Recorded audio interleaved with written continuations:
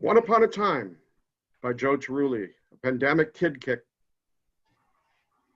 The play begins when Millie is walking home from work through a community alleyway that leads to her backyard. It has been a long, mundane workday for Millie. This drudgery sums up a highlight of her uneventful life. Suddenly, the four storytellers pop up and seemingly out of nowhere to intercept Millie. Millie is startled. One upon a time. One upon a time. One upon a time. One upon a time. Story to you from us. One story, two story, three story. But no more stories than 4. 25 cents per story. $1 for all 4 stories. One upon a time. 80 cents for all 4 stories. Save a nickel for each story. I tell love story. I tell thrilling story. I tell scary story. I tell funny story. How many stories do you want to hear? One upon a time. Hear 4 stories and save 2 dimes. One upon a time. Here is $1. I don't want the discount. I will hear all 4 stories. I do believe that you meant to say once upon a time. One upon a time. One upon a time. One upon a time. One upon a time. Time for a love story. One upon a time, this girl who was so ugly that her mother would cry for her in sheer pity lived in a village of beautiful women. The unsightly girl would say, "Mother's always so sad." Every time that I look at her, she burst out in big tears. I must do something to cheer her up. The girl's mother was grief-stricken because she knew that her daughter would never appeal to the young men of the village. This meant that her daughter would never marry, and she would never be a mother, and the lady would never be a grandmother. There was only one solution, and that was to visit the village witch. The village witch was a bit of a fashion diva. She was beautiful and loved to flash her jewelry and designer clothes and accessories. The woman realized that she would have to give that bitch of a witch some hefty bucks for her to save her daughter with a pretty spell. It came to pass that the woman approached the witch with bundles of money and begged her that her daughter be beautiful. The witch cringed and proclaimed that the woman's daughter was so ghastly that no spell could make her appealing. There was something that could be done. There was a blind lady that lived up the block of the woman that took in on, and the blind lady took in unwanted children and raised them as her own. The witch offered to turn the woman's daughter and the blind woman gay. That way both women would fall in love with each other and never be lonely. Then the woman would know the joys of many grandchildren. The woman accepted the witch's solution. The blind lady and the woman's daughter enjoyed an everlasting love, and the woman spent her years taking her many grandchildren to the village park. Oh, the witch bought a very nice designer bag with the fee the woman paid her. How nice.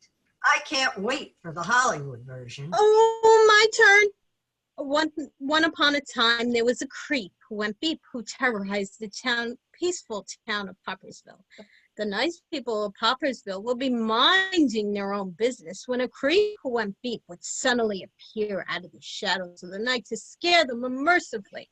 Now, everybody in the town knew the creep had to live in a bog. Where else would a creep live? The town needed was a creep destroyer. The town searched for a man who could teach the creep a lesson and take away the creep's beat. Would it be a mighty sailor, a brave policeman, a super karate guy, or a crack shot cowboy who could do the job? "Let me take on this monster," cried the old town stockbroker. It's obvious that the creep that goes beep and lives in a bog needs to improve his portfolio. When the sucker sees the dividends I make for him start rolling in, he will forget about the beep and will no longer want to be a creep. Then there will be nothing to be frightened of at night. The stockbroker's plan worked. The creep made so much money that he moved from a bog to a brownstone in Poppersville. The creep and the stockbroker became partners and opened a brokerage house. Now the creep no longer went beep at night to the town folks. Instead, he gave them many other minimum wage jobs at his brokerage house. The end. That was, well, different. Anyway, I have to get home. I don't have time for any more stories. You can keep the $1. My turn. I tell a scary story, please. Okay. Can you give me the abridged version? Once upon a time, there was a man in the lobby of an apartment house. The man heard the cries of a little girl coming from the elevator bank. The man went to investigate and saw a blonde and very cute little girl crying. The poor little thing seemed sad and confused. "Why are you crying?" asked the man. The little girl explained that she was lost and had no idea how she was to get home. The girl explained that she was in the apartment of her play friend when they decided to sneak out and ride the elevator.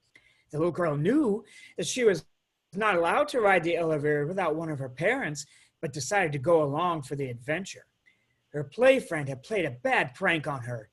When the elevator reached the lobby floor, her friend pushed her out of the elevator and rode back up without the little girl.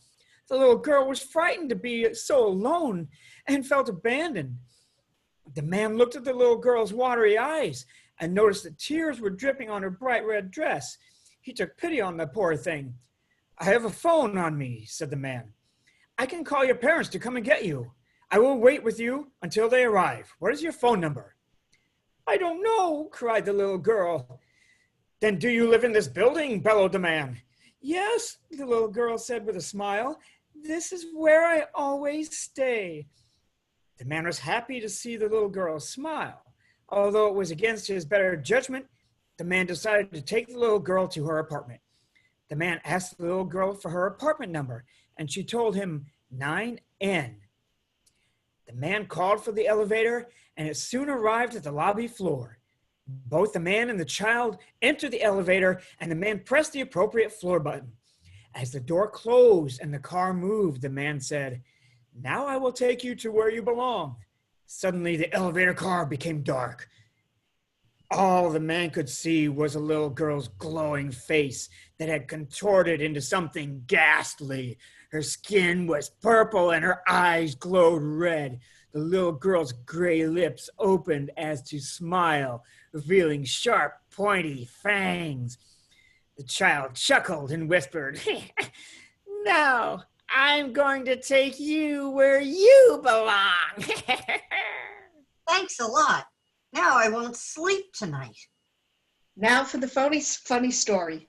There was this woman walking home, and suddenly she is intercepted by these 4 goofy people who ask her for money for which they will tell her stories.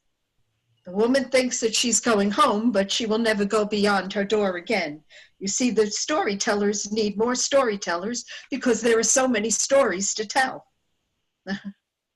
So the woman is she is to tell a sad story. Now there are 5 storytellers to tell their stories forever and ever. Soon there'll be more storytellers to join their ranks. The only way to join storytellers is that they must choose a lucky person to listen to all their stories. I don't like this story. I don't think that this tale is funny at all. I'm sorry, I lied to you. I did not tell you a funny story. I told you a true story. You are one of us. Never. I would rather die. You did die. Do you remember that accident you had today?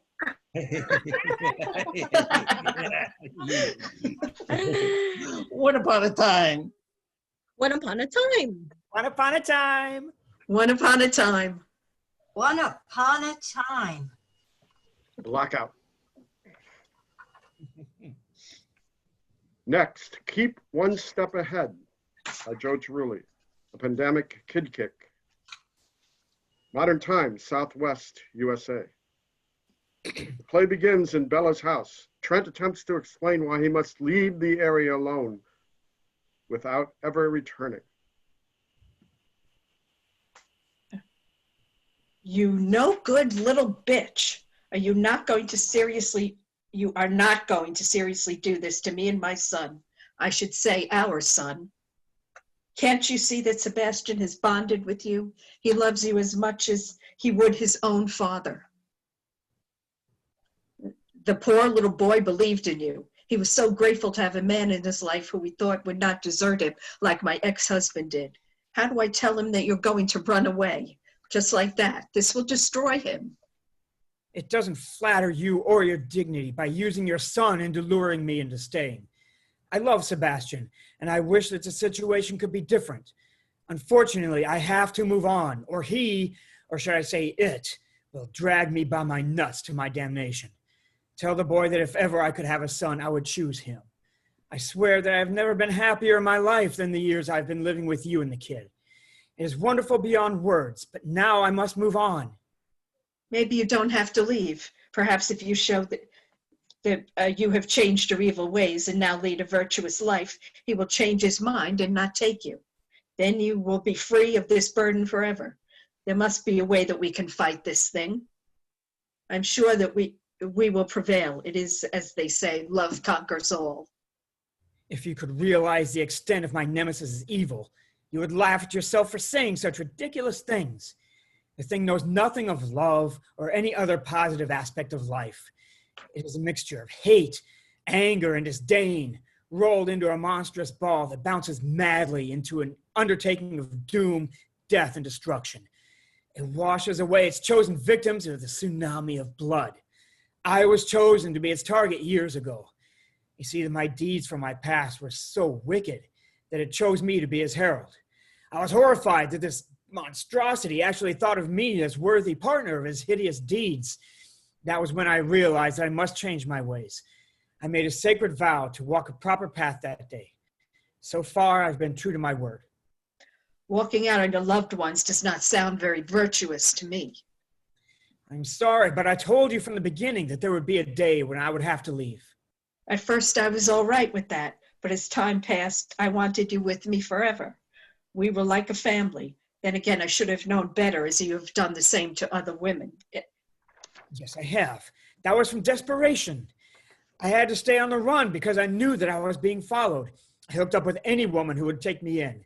There's a knack for finding lonely, desperate women. I would take advantage of their despair to make them agree to house me. They were all the kind that had difficulty finding a mate. The thing of it was that I was a faithful and loving mate, and I told each one that there would be a day that I would have to leave. You were different. I would have been happy if we could be married and become a family. Why can't you come back when that thing has lost your trail? Pardon me. Once it tracks me down to a certain location, it has ways of knowing if I have returned. It's the same situation with people. If the thing finds out that I have returned back to you, then it will come here and hurt you and Sebastian. You don't want that to happen.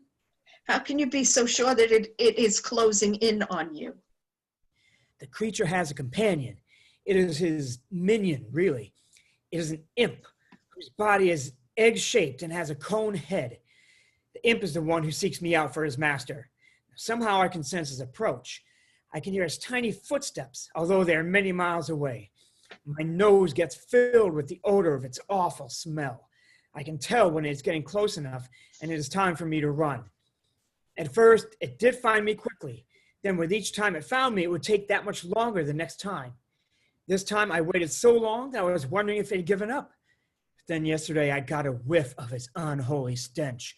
I'm tortured all because I rebuked the creature when it offered me the opportunity to be its herald. I shouted that I would not smear my body with his filth. It then warned me that it would hunt me down and destroy me. Then he made a game of it. I had a week to find a safe hiding space. It knew that tracking me down would be simple for him, so he ordered his imp to find me. Fortunately, I have a knack for knowing when the imp is approaching. It is very near now. I must leave now. No! What is wrong? Why are you crying?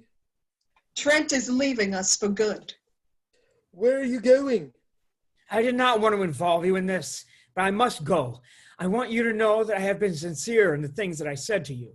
You are a great kid, and you will someday be somebody important. Just remember the things that I taught you. I also want you to know that my leaving is something that I must do. It's not what I want to do. Then don't leave. I'm sure that whatever the turmoil is, there must be a way of working it out. He claims that he is being hunted by a terrible demon. He must now leave because the monster is closing in on him. There are no monsters. There are only people who behave as monsters. How dare you insult my mother's intelligence? So you don't believe me, huh? Well, you will when that creature tears your mother apart in front of your eyes and then forces you to eat her flesh. It is that evil. Believe me when I say that I'm doing you a favor by leaving. Mother, let him go. We are better off with this piece of garbage out of our lives. Go. Go on then. Get out of here. I don't want any hard feelings from you, Sebastian. I guess if you do have resentment towards me, then I can't do anything about it. Maybe someday you will believe my story and forgive me. I would never believe that ridiculous story. If a demonic creature wanted to find you, it would have by now. How could you possibly outwit a being so superior to you? I often wondered the same. The thing is that I could always smell the stench of his minion as he got close to me and make my escape. I don't know how, but somehow I always managed to be one step ahead of him. Can you smell it now? Trent sniffs, and Bella and Sebastian are adomed with the evil smirk. Yes. The smell has never been so strong. How? Did you ever think that the creature was playing cat and mouse with you? Maybe it wanted you to know that it was coming so that you would be confident that you could always outwit him. Perhaps it enjoyed watching you scramble from different locations. What do you mean? Do you know how long you've been here? I'm not sure. I think it has been 3 years. Have you ever wondered why I didn't age since you came to live with us? You'd expect a boy my age to grow taller. You are not leaving. You have never left this house since you entered it, and you have been here for 1,000 years. You see, you were not ahead of us at all this time. You were with us. The ironic thing is that you came to us. You were living the delusion of a happy home and a loving family. I've been smearing my filth on your body every night for a very long time now, and I will for eternity. No!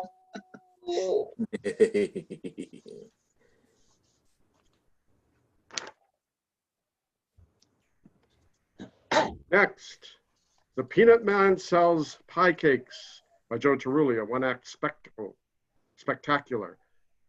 A pandemic kid kick again. Concert hall, Sports Arena, Modern Times.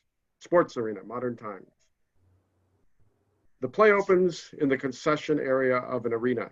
The man at the peanut concession beckons Jacob to approach.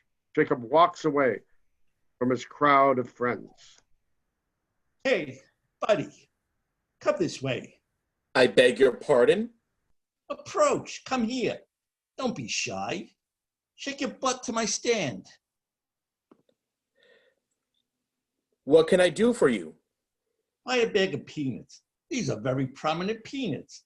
They are imported from somewhere, and they have been slow roasted on a charcoal grill for many years. I sell peanuts salted, slightly salted, and not salted at all. It will be the best $5 that you ever spent. Sorry, I am not in the market for prominent peanuts, whatever that means. Oh, don't be silly. Everybody loves peanuts. Come on.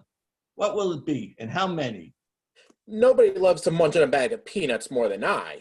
The problem is that I hate the way the particles from the chewed peanuts get stuck between my teeth. It makes me crazy trying to loosen the bits of my tongue. Sorry, I have no doubt you're pushing a wonderful product. I regret having to miss out. You're an attorney. You are. You are right. You have perception beyond your bounds of your typical peanut guy. Hey, don't knock my occupation. I got me some deal here. The boss man says that a bag of peanuts sells for $5. $1.50 is for the house, another $1.50 is for the overhead, which includes my salary, $1.50 for the boss man, and the remaining 50 cents is for me. That is some sweet deal. Some nights I make a few $100s over my salary. That much a night, huh? Peanut Man scoops a handful of peanuts and offers them to Jacob, who accepts them. Jacob gobbles the peanuts. I have to hand it to you. These are the best peanuts I will ever have. I will take a bag. Would you like them salted, slightly salted, or unsalted? Surprise me. A $5 bill is exchanged for a bag of peanuts. You know, counselor, man does not make a living on peanuts alone. What do you mean by that? I have another product that I bought her. I don't sell this other commodity over the counter. I, like they say, move these wares under the table. Well, I have no desire to purchase drugs, guns, women, or whatever else you're drumming up to supplement your income. Calm down. What I'm going to pitch will be without the worry of incarceration or any other legal woes for that matter. You are attending the event in this building, not in the company of your usual friends. Am I correct? You are correct. My coworker Jeff was feeling under the weather today, so he offered me his ticket that he had for tonight's show. I am actually accompanied by Jeff's friends. You've been set up and duped. Jeff is feeling just dandy tonight. You see, he used his friends to get you away from your house tonight. They are calling him sporadically tonight to assure Jeff that you are still with them. When you part ways, they will let him know that you are on your way home. You see, Jeff is at your home with your wife tonight, and they're doing the twaddle. You know what I mean? You are a madman. You don't know me or anything about me. How could you possibly? We are strangers to the extent that the word can be defined. Until a few moments ago, we did not know each other existed. Maybe I know more than you realize. You don't believe me? Call him. I don't even have his number on my phone. Give me your phone. I will call him. Peanut Man takes the phone from Jacob and dials. He hands the phone to Jacob. Now, the phone will be inadvertently answered, and you will hear what is going on in the background. Jacob grimaces as he holds the phone to his ear.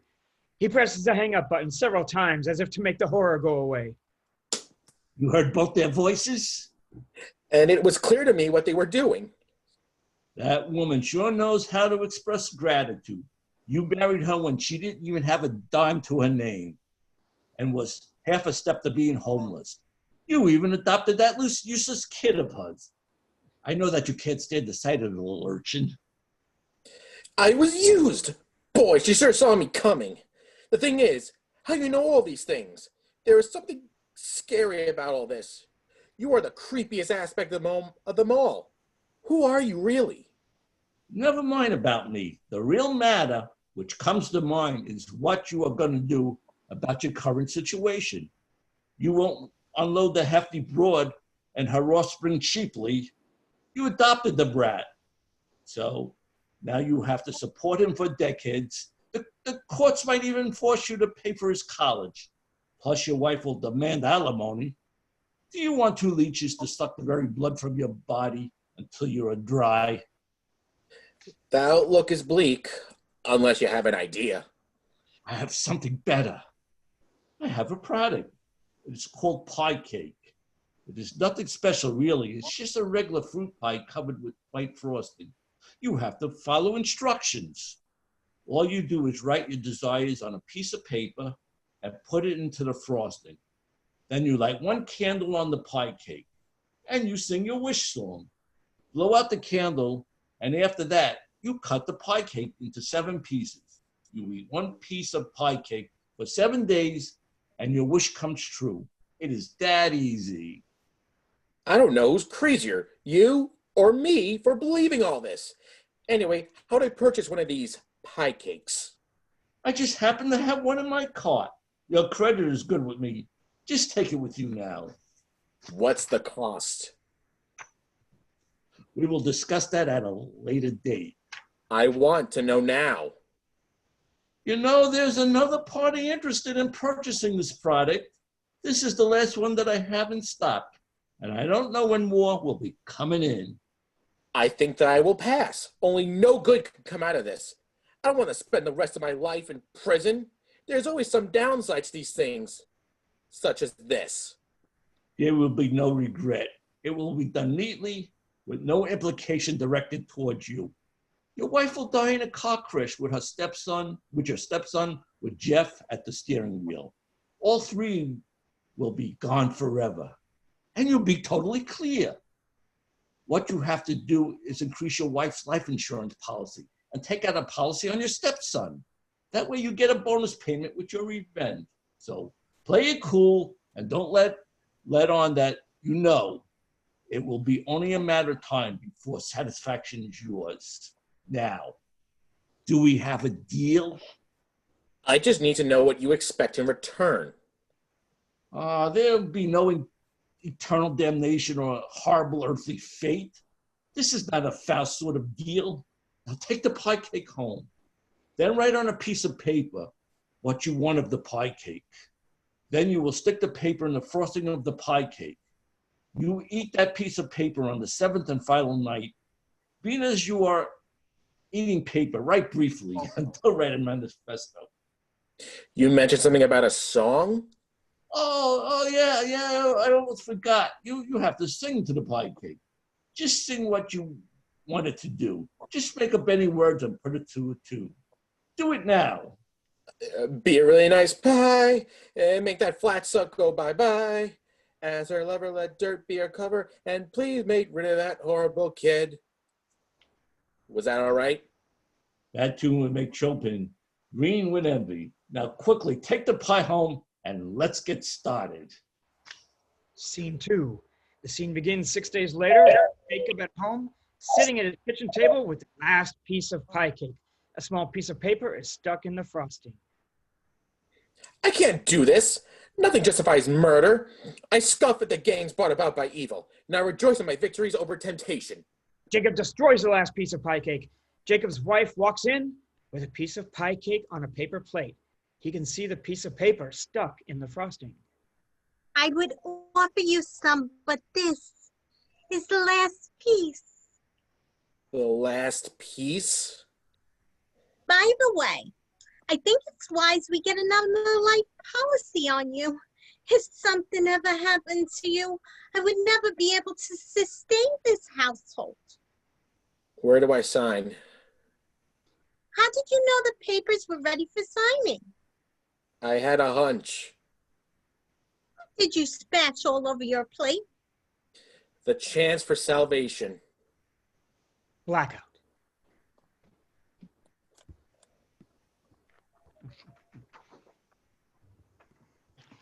Next, Your Room is Ready by Joe Cerulli, play in one act.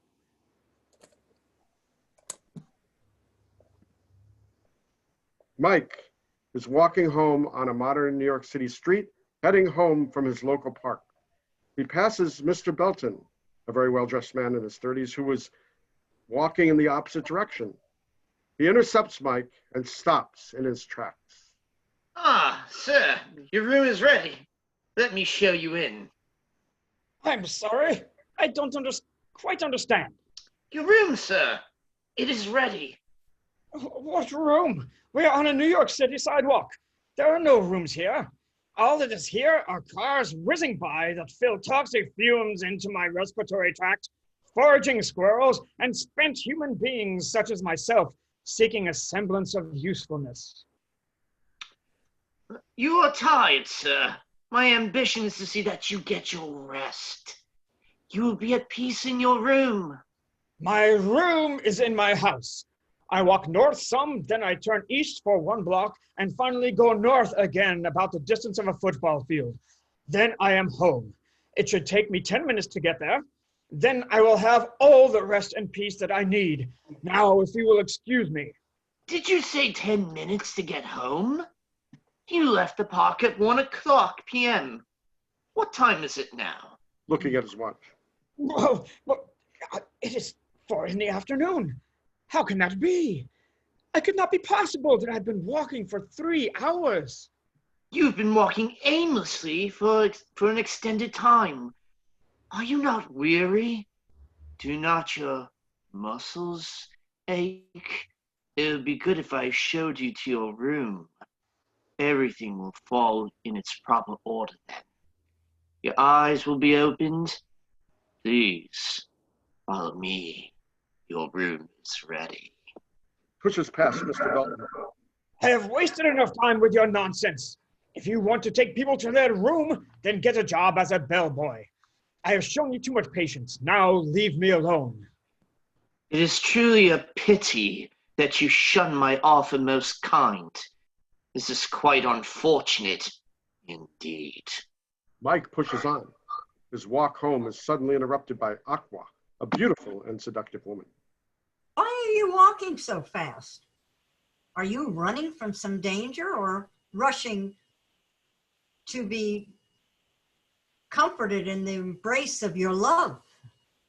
I am escaping no menace, nor do I journey to the loving arms of a mate.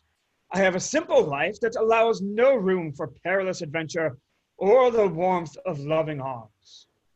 You seem famished. Are you in want of food or drink?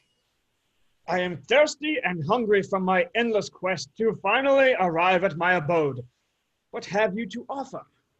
The sweet taste of milk and the pleasing lusciousness of honey. How do you carry such delicacies on your person? I do not. You must be my guest and join me in my room. There you will drink the milk that I offer and taste the honey of my presence. You offer the pleasures that entice a man much younger than I. I am well worn from the burden that is life. I just wish to be home. Forgive me, but I must journey on. Begone then. Mike walks on and is once again approached by Sage, who is a seedy young man. Sage has a leather bag and he wishes to unload it onto Mike. Hey, you, Pops, today's your lucky day. Take this bag from me. It is filled with gold. This bag is to reap from all the evil that I have sown. The police are hunting me. They will only confiscate this treasure and it'll be lost forever. They will have no cause to hold me if I am free from the incriminating contents. Take the bag with you. The authorities would never suspect an ordinary old man such as you to be in the cohort of a master thief. Meet me in my room in an hour. In the bag, I enclose directions of where you may go to find me. You will return the gold to me, and I will reward you generously. The only reward that I seek is the comfort of my home. I will hide your bag in these bushes. Come back for it later. Mike places the bag in the bushes. He turns to walk and bumps into Jude, who was walking in the opposite direction. Sir, I must beg a great favor. I am in need of alms, as my family is cold and hungry. Won't you please spare what you can? Come to my room, and I will show them to you. I have not to spare, but there is a bag full of gold in those bushes. Take the riches to your loved ones, but do not be greedy. Take what you need and share the rest with those who are also in need. Your dread has been squashed, but you bear the burden of feeding the poor and housing those who have no home. I cannot leave you without any benefit of the treasure. The good that I trust you will accomplish is all the satisfaction that I need. Now hurry, be gone with the bag quickly, as a hardened thief will soon be back to retrieve it. Thanking you forever. Mike continues to walk endlessly. Why do my travels never end? I cannot go on anymore. Where is my destination that eludes me? Suddenly, Mr. Belton appears. Sir, please. Your room is ready. Thank you. Please take me there.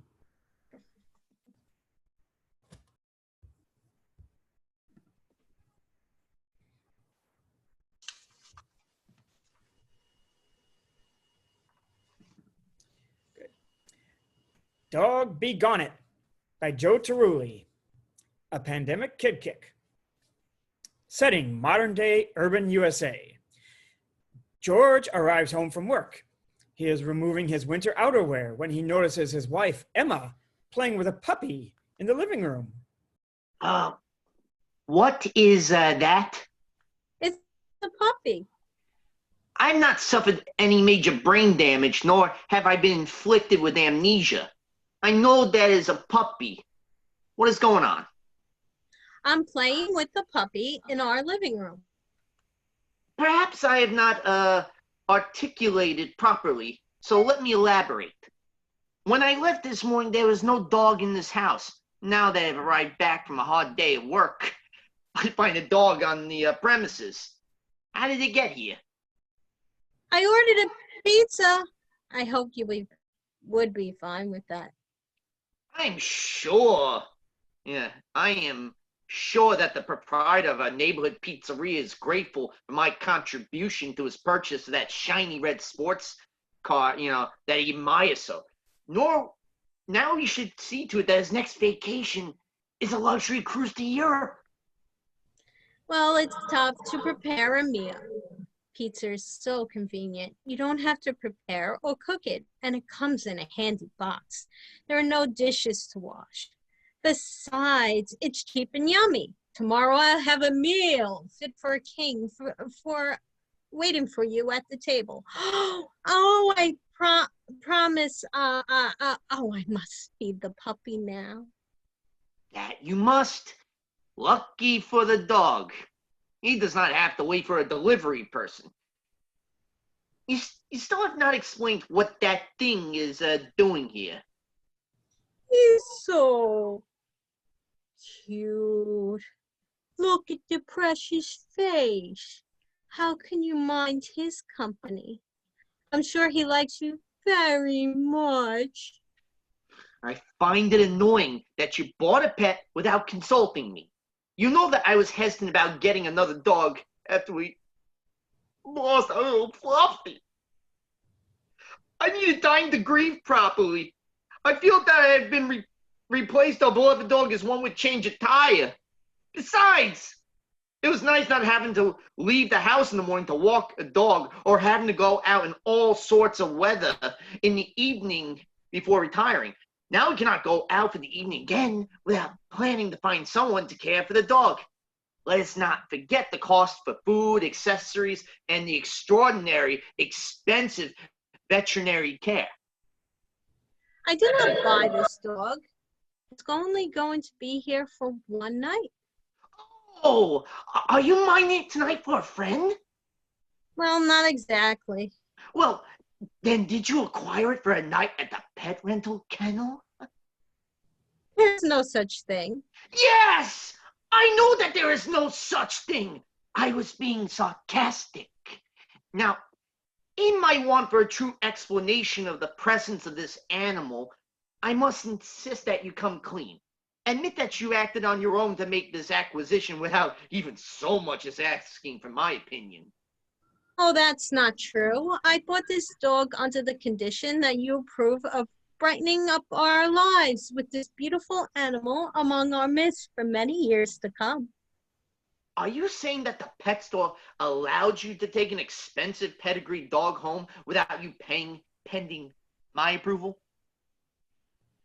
That's right. The man made a deal. If your husband does not approve of the dog, then I can bring him back tomorrow without any financial obligation on my part. Really? Then he must be the dumbest businessman on this planet. I doubt that is the case. I think that you think that I'm the dumbest husband ever and are going to hoodwink me into keeping this dog. Sometimes I wish that you would consider my thoughts, opinions, and wants when you are possessed by those whimsical desires of yours. Sometimes I just want to scream. Calm yourself. What makes you think I got this puppy from the pet store? There's a man who lives in this neighborhood who breeds this very pedigree. He had a hard time selling the last remaining puppies and was anxious to move the merchandise. My friend knew that I wanted a dog, So she hooked me up with a breeder. I explained to him that I needed your approval to purchase the dog. I also mentioned that you would not be able to look at the dog until the weekend. The breeder suggests that I take the dog home with no obligation. Then if I wanted to keep the animal, I agreed to pay him tomorrow. You don't want him? Then I would return him. And I would never see my little Jackie again. Emma sits and dries her eyes with a tissue. You named him Jackie?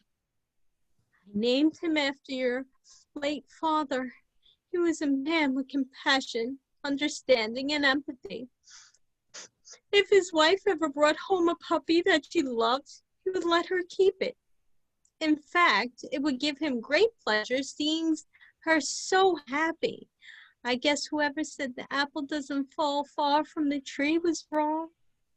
My mother would never spring such things on my father. She was considerate of his feelings. My disagreement with you is not about a dog. It's about wanting to be respected by my own spouse. That story about the breeder may be true.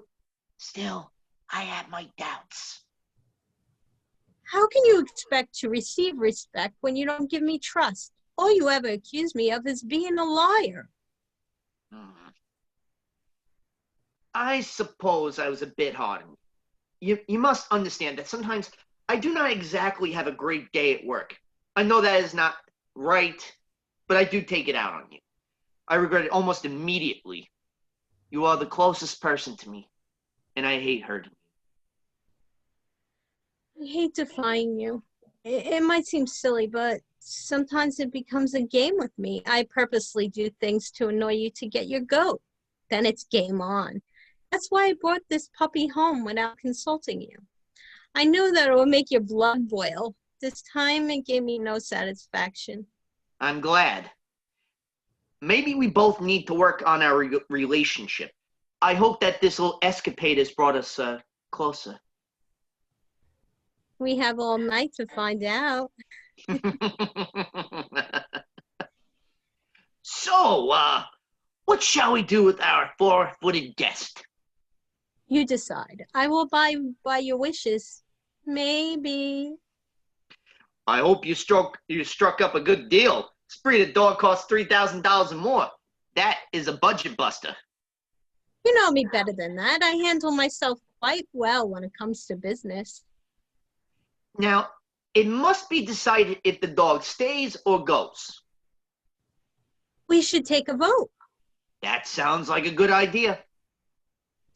Whoever wants the puppy to go, raise their hand. George quickly raises his hand. One vote for canine eviction. Now, whoever wants the dog to stay, raise their hand. Emma raises her hand. It looks like a tie. It seems we need a tiebreaker. Emma picks up the dog.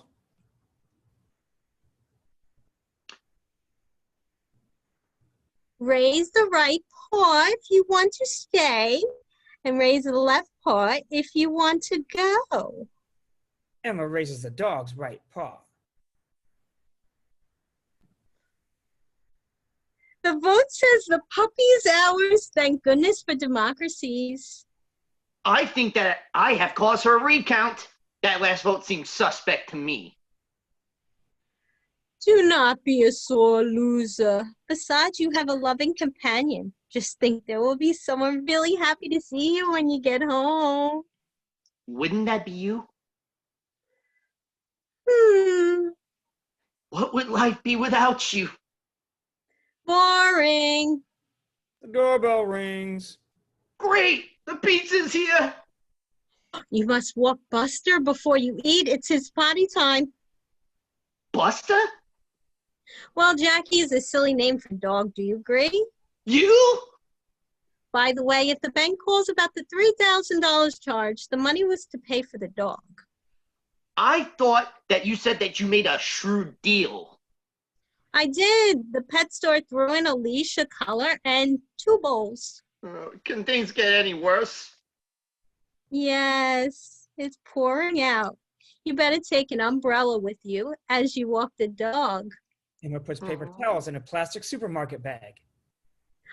Remember, you must pick up the poop. Uh, The pizza guy comes in wearing a drenched raincoat. George leaves, carrying an umbrella and taking the bag from Emma. He drags a dog behind him on a leash.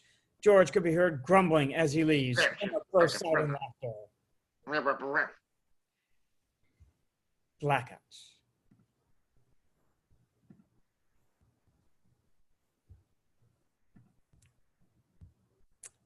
Okay. One Way Out by Joe Cerulli. A Pandemic Kid Kick. Somewhere, USA. Modern times. It opens with Bill standing on the ledge of the balcony of his apartment. The time has come for me to be separated from my apartment. Living here has been the greatest experience of my life. How lucky I was to know such bliss at such a late stage of my life. So long. I will miss my wonderful balcony. Oh! Bill jumps to his death. The landlord is speaking to Dawn. Time has come for you to move to the balcony apartment upstairs on the 3rd floor. Old Bill's decided that it was time to leave this house.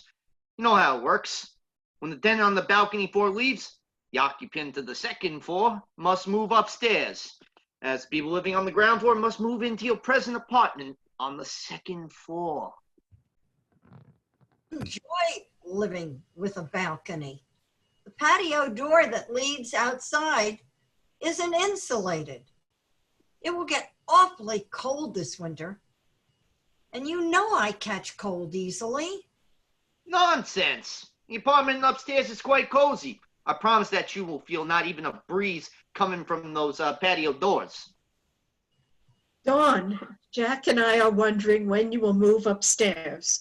We are quite anxious to get out of that ground floor apartment. This apartment will be heaven sent for us. Then you get the balcony apartment upstairs. Everybody wins. Yes, everybody wins except Bill. The poor old man is lying on the concrete ground outside while we make new living arrangements. Shouldn't we at least wait until the mortuary truck takes his body to the morgue? Now you know that there is a person wanting to move into the ground apartment. It'd be quite selfish of us to keep that body waiting. Bill had a wonderful life upstairs. He loved taking in the sun as he sat on the balcony. He ate every meal possible outdoors. The old hoot loved waving to the neighbors as they passed by. Bill would want you to experience the same joy without delay. We will all be better off. We will both be moved up in no time. Before you know it, you will savor the joys of our new balcony, and me and Sally will be able to stretch our legs.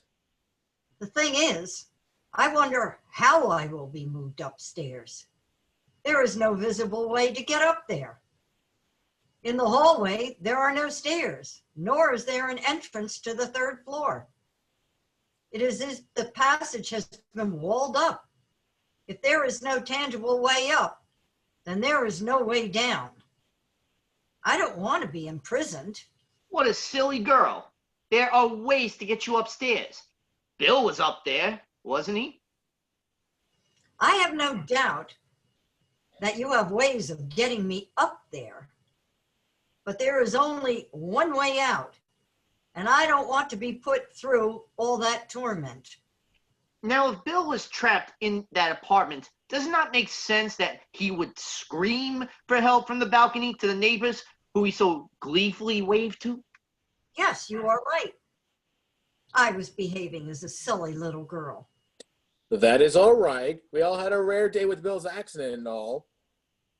We understand why you are upset. I am ready to move upstairs now. Great! My men will have you both moved in a jiffy. The landlord greets the new tenant for the ground floor. Greetings! I am sure that you will find everything satisfactory here. and have many years of happiness. That is funny, but this apartment, this house, and this block all seem so familiar to me. It is as if I've lived here before. Well, I don't see how you could have. I've owned this house since it was built, and I assure you that you were never a tenant here. I know. I guess we all get stupid notions sometimes. By the way, my name is Bill, and it's nice to meet you. I'm glad to meet you. If you find this apartment to be too small, you can upgrade to the larger middle apartment upstairs. The tenant on the top floor wants to move out soon. And the tenants on the middle floor are just dying to have a balcony. That would be lovely for all. There's an acquaintance of mine named Dawn who has dibs on this apartment as soon as it becomes available.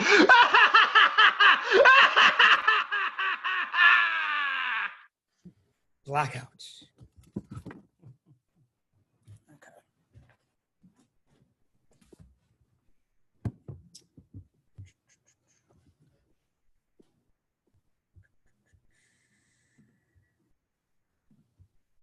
Okay. Yep. There we go.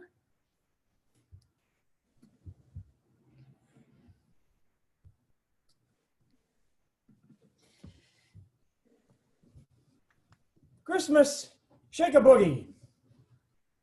Words by Joe Cerulli. Music by Phil McCarthy.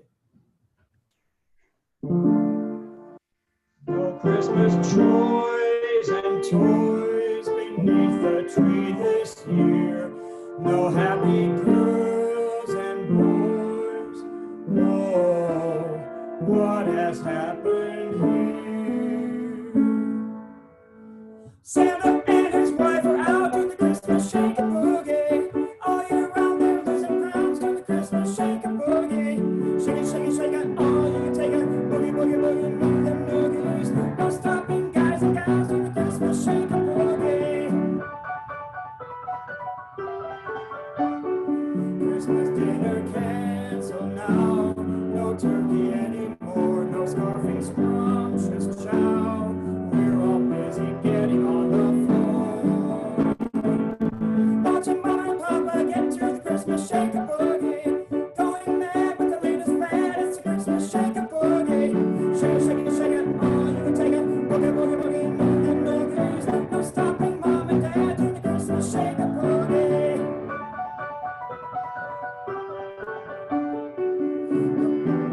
Don't be a drag, just make yourself move. Even old hags, get into the groove. We're in the Christmas mood, there can be no better cheer, no thoughts of being rude. We're having more fun this year. Girls and boys forget their toys, do the Christmas shake a boogie. Everyone glad a good time had, do the Christmas shake a boogie. Shake it, shake it, shake it, oh, you can take it. Boogie, boogie, boogie, move them noogies. No stopping, sis and bro, do the Christmas shake a boogie. No stopping, Mom and Dad, do the Christmas shake a boogie. No stopping, everyone, do the Christmas shake a boogie.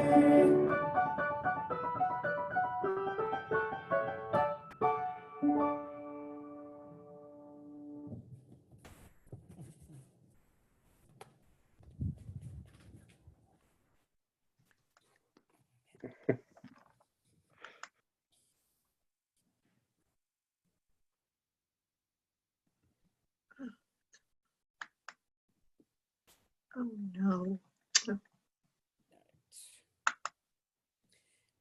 Supernation, Earth Dose by Will Peters. Part 1, Hero Man and the Wrath of Villain Man. Scene 1, setting, Ken's apartment. Ken had finished eating alone when a hologram materialized. Who are you? And how did you get into my apartment? I am artificial intelligence in a holographic form. And why should I believe you? Punch me and find out. All right, you answer it. Ken punches Hollow, and it goes through her. Believe me now? I guess so, but how are you here? I still have no idea how that is, but it's not something I need to concern myself with at the moment. But I do know you're no ordinary guy. Wait, how are you in my apartment? It's not technically advanced, and I have no idea how technology works in general. Wow, you don't even ask what I'm doing here. But how I'm here is because I'm beyond technology, and you don't need to know how to work with me. I know how to handle myself. That's reassuring. Wait, you said I'm different from everyone else. How is that possible? Ken Clark, you are a super-powered being. You have strength, speed, and a semi-unlimited arsenal of power under your hands. Are you saying I could be a superhero? You can be. Wait, are you serious? Very. My humor programming hasn't quite kicked in yet, so I'm very serious. Are you sure your humor isn't programmed in yet? Yes, I'm sure. I still have my doubts. I'll prove it. How? Like this. Hollow then proceeded to scan Ken. A red superhero suit with blue boots, stripes, and a cap with a yellow H in the middle. And the cape materialized onto his body like it was a perfect match. You weren't joking. I am a superhero. Yes, you are a hero, man. Now let's get you into shape. Ken, dressed as Hero Man, exits from his apartment, followed by Hollow. Scene 2. Setting, the Fortress of Isolation. It's where Ken Clark works as Hero Man, defending Fair City from villains and criminals alike with Hollow's help, his AI navigator and hacker. They've been doing this for a while now and got it down pat, but Hero Man was still unaware of how limiting his powers were. He was soon to find out. Another day of crime fighting done. Yes, you grew into your powers. What can I say? My power knows no limit. Hero Man, your powers are minimal. You say that, but there hasn't been anything that went beyond my limit so far. You say that now, but soon something will happen that will force you to understand your limits and to learn a lesson in the end. That is a very specific scenario. Not my first rodeo, friend. And I thought we had something special. The tech inside the fortress starts to beep and blink rapidly, which makes Hollow curious, so that she had to investigate. Let's not get into our humorous banter right now. There is another emergency around Fair City, and you need to act. What happened? It would seem that another super-powered being is terrifying the city. It seems he is looking for you specifically. I have never been challenged before. Don't get too excited. This new foe looks to be on par with you, maybe even stronger. But the city still needs saving, doesn't it? I'll just go. You guide me. Yes, like I always do. Hero Man, without hesitation, flies off into the sky, making his way towards Fair City. You're just about close. How close is about close? Hero Man ends near the villain. Around his space close. I see. Thanks for the warning. Well, it would seem that my call to action brought me what I needed. Well, let's get this over with. Hero Man and Villain Man fly off in different directions to begin their battle. Scene 3, setting Fair City. Hero Man and Villain Man had both engaged in a fight, with both of them flying around the skies, delivering punches, kicks, and changing altitude from up to down throughout the battle. Soon after, Hero Man starts to blast Villain Man with his laser vision. Villain Man blocks it with his hand. Is that all you got? Not even close. Hero Man charges in to punch Villain Man, expecting to knock him out. Still, he dodges out of the way, causing Hero Man to fly at high speed, which for Hero Man is not that fast, but he doesn't know that yet. You're good.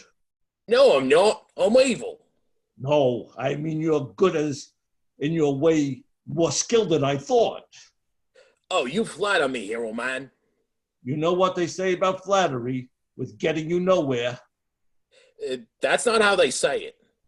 Hero Man flies head on into Villain Man. It propels him forward, making Villain Man fly in the other direction to stop his forward momentum, freeing himself from Hero Man's flight path.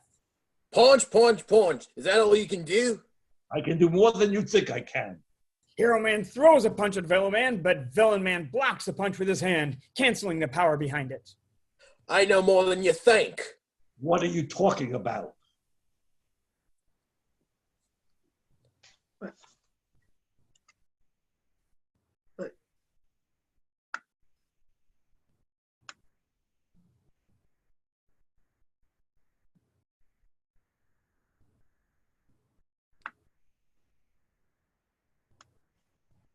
Hero Man, keep at him. I'm scanning for more information about his power. You better hurry, Hollow. I can't seem to slow this guy down. Be careful. I'll tell you once I find out more. Understood. Hero Man starts to blow his semi-powered wind breath at Villain Man, hoping to knock him off balance. Villain Man claps his hands together, sending a shockwave to disrupt the wind current, which he succeeds, sending Hero Man flying backwards, flipping around before getting his balance back. Just you wait, Villain Man. Waiting and waiting. When we get to the good stuff. I'll show you. Wait, Hero Man. There is something you need to know. Tell me after this. Hero Man then proceeded to fly higher into the sky. Still, after a certain altitude, he found he could go no further, no matter how much he tried. What is happening? Why can't I go up any higher? Allow me to explain. Villain Man flies up to Hero Man's altitude. You see, hero man, like me, you have an arsenal of powers at your disposal. I knew that already. What is your point? You see, hero man, these powers you have come with limitations that hinder you, just like me. Villain Man chops Hero Man down, sending him to plummet towards the ground, but Hero Man puts himself right. Hindrance like what? Like we can fly, but we can only fly to a certain altitude. How much we can lift with our super strength. Or how powerful our laser vision is. Let me demonstrate. Villain Man shoots lasers out of his eyes at Hero Man, but since Villain Man caught him off guard, the laser beam hit him, making him plummet to the ground once again. Only this time, he hits the ground with a loud thump. Villain Man then lands beside Hero Man. So you see, hero man, we're both evenly matched in power. Then how come you beat me like it was nothing? You see, hero man, it's not the power or the limitation that comes with said power. It's how you use it and how you overcome it. It's a character arcs and such, but I do not need this foolish nonsense. So I'll leave you with this. Stay out of my way. Villain Man begins to fly away in the distance, with Hero Man still knocked out on the ground. Hero Man, can you hear me? Hero Man, do you read? Hero Man. Don't worry, Hollow. Oh, thank goodness you're alive. Oh, I didn't think you cared. Of course I care. I may have a snarky personality program. Oh, shucks. Oh, shucks.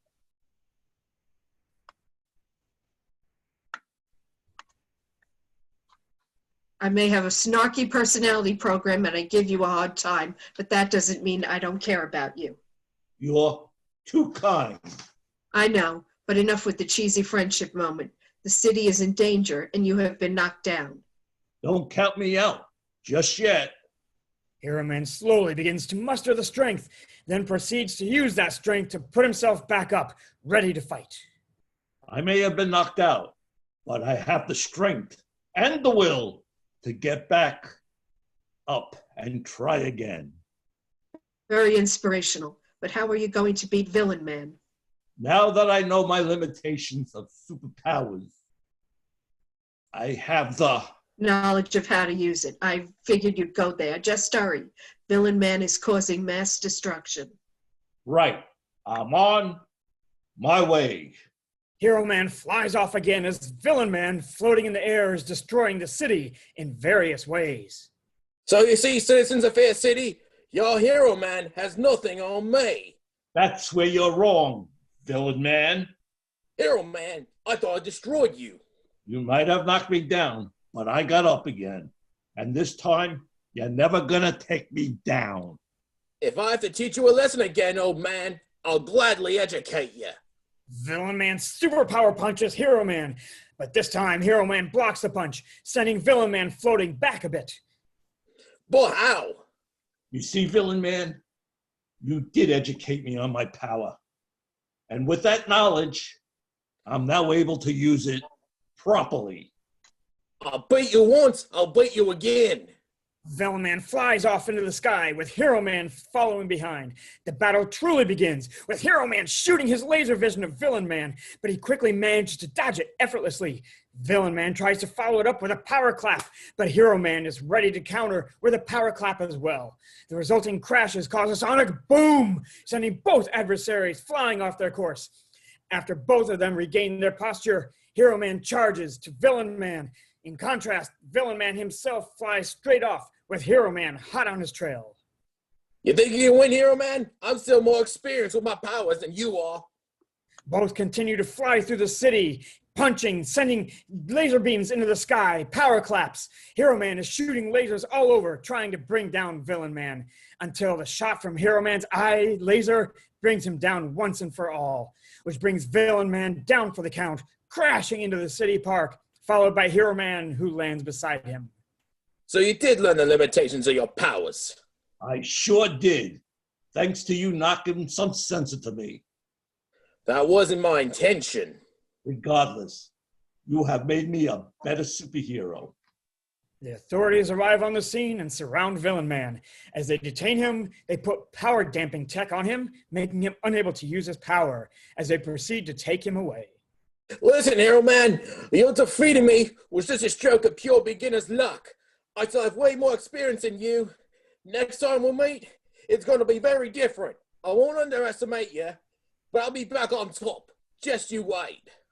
As Villain Man finishes his speech, he is put in a power damping truck that promptly closes. After that, the vehicle drives off. A group of people comes in to talk to him. After a few minutes of questions and answers, Hero Man flies off. With that, the people begin to notice suddenly. In the sky, balloon. It's a kite! No, it's Hero Man. He can leap the tallest houses. He can outrun a speeding knife! And faster than a speeding tractor. Cut back to the Fortress of Isolation, where Hero Man returns to be greeted by Hollow. Well done, Hero Man. You made it back alive. I did, and I learned a little bit more about myself in the process. I bet you know this already, but I'd like to know, does Hero Man fight for the truth? The truth hurts. Does Hero Man fight for justice? Justice is blind. And does Hero Man fight for the American way? Hero Man used to have a very rude and obnoxious laughing fit. Oh, no. Please. With what goes on in this country, don't make me laugh. But I'll fight for the citizens. Nevertheless, someone has to. At least you mean well. Okay, I'm going home. See you next time. Girl, Earth Dose. Scene 1. Setting, the Fair City Mall. We find ourselves in the Fair City Mall, a quiet place where the citizens of Fair City go shopping. But what is this? Why is Girl sliding in on the first floor, always defending Fair City Mall from the forces of evil? Why do all of Girl's enemies attack the mall? Beats me. But who is attacking the mall this time? Why, it's Music Master, a wannabe music artist who uses his musical instruments for nefarious deeds. Like, give it up, Music Master. You're just gonna lose again, like always. As long as my music can reach the public at large, I'm never going to stop. You're just so pathetic, Music Master. You're just an amateur crook at best, with no influence beyond your street bothering. I will not take any more abuse from an influencer with no real skills other than telling people what to feel. Music Master lunges in so that he can attack Girl Girl with his musical instrument, but Girl Girl blocks it with her purse to stop the attack, which she counterattacks with a selfie stick attack, knocking Music Master out of balance. Didn't see that coming now, did you, Music Master?